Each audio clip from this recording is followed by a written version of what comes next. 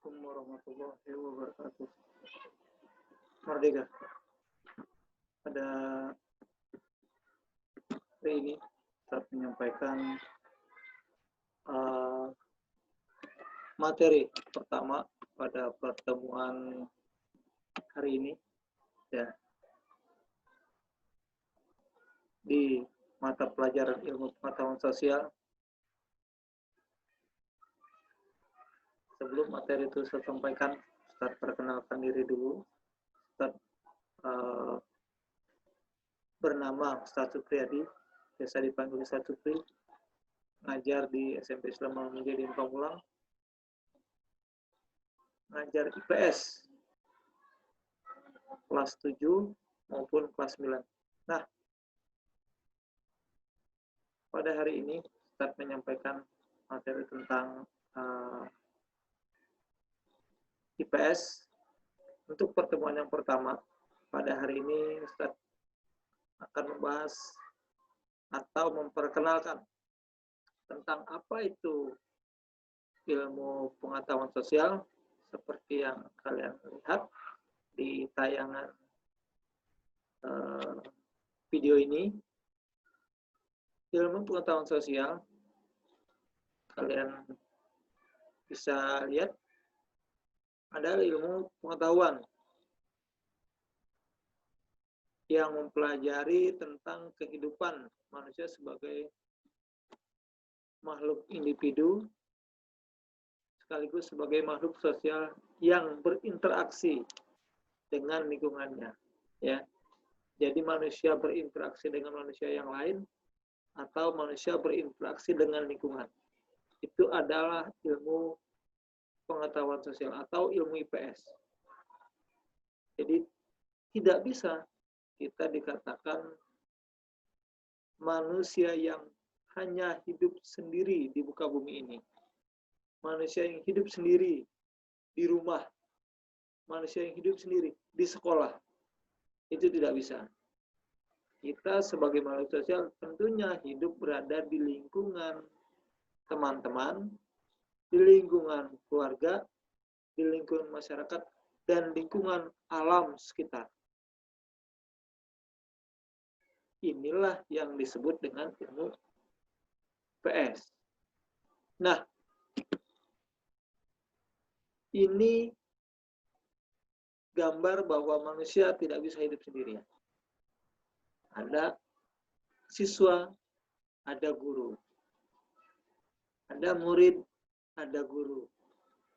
Ada ustadz, ada ustazah. Ada anak, ada orang tua. Itu sebagai bukti bahwa manusia tidak bisa hidup sendiri. Jadi berinteraksi. Bisa dengan tegur sapa, bisa dengan saling senyum, bisa dengan berjabatan tangan, dan lain-lain. Itu adalah contoh bahwa manusia berinteraksi dengan manusia yang lain.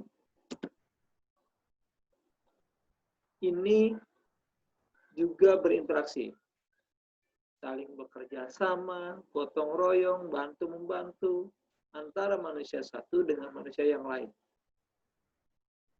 Ya, ini juga interaksi.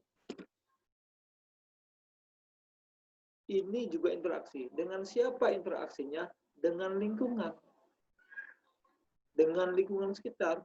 Dengan cara bergotong royong, bekerja bakti, ya, membersihkan lingkungan, supaya lingkungan hidup berdampingan manusia dengan nyaman. Ya, dengan saling menguntungkan. Alam akan diuntungkan oleh manusia ketika manusia mampu menggunakan alam itu dengan sebaik-baiknya. Ya, mampu hidup di alam itu dengan sebaik-baiknya. Alam pun sama, ketika alam ini ingin dirawat, ya harus dibersihkan, harus diperbaiki, manusialah yang memperbaiki. Jadi ketika ada kerusakan alam, itu bisa dikatakan bahwa kerusakan alam itu akibat ulah Ya, ketika manusia itu bisa bekerja sama, bisa berinteraksi dengan alam, maka harus saling membantu. Artinya saling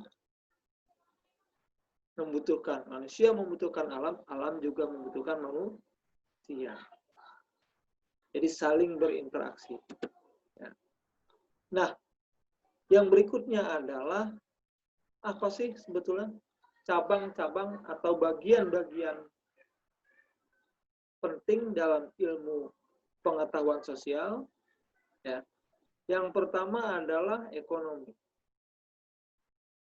Ekonomi ini adalah bagaimana manusia itu mempelajari produksi atau membuat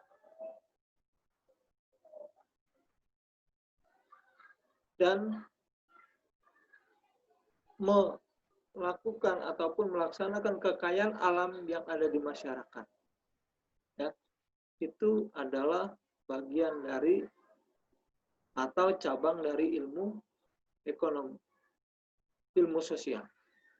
Yang pertama ekonomi. Yang kedua adalah geografi.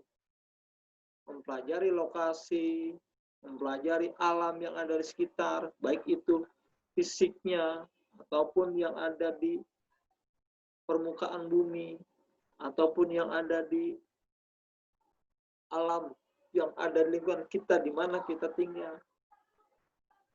Ya, itu adalah geografi. Yang ketiga adalah sejarah. Sejarah itu bagaimana kita memahami, mempelajari tentang kehidupan masa lalu. Masa sebelum kita hidup ada kehidupan. Bagaimana hubungan umat manusia pada saat itu? Bagaimana pada saat itu? Maka ada yang namanya prasejarah, ada yang namanya sejarah. Nah, nanti akan kita pahami, akan kita pelajari itu lebih lanjut pada pertemuan-pertemuan yang akan datang. Yang keempat adalah sosiologi,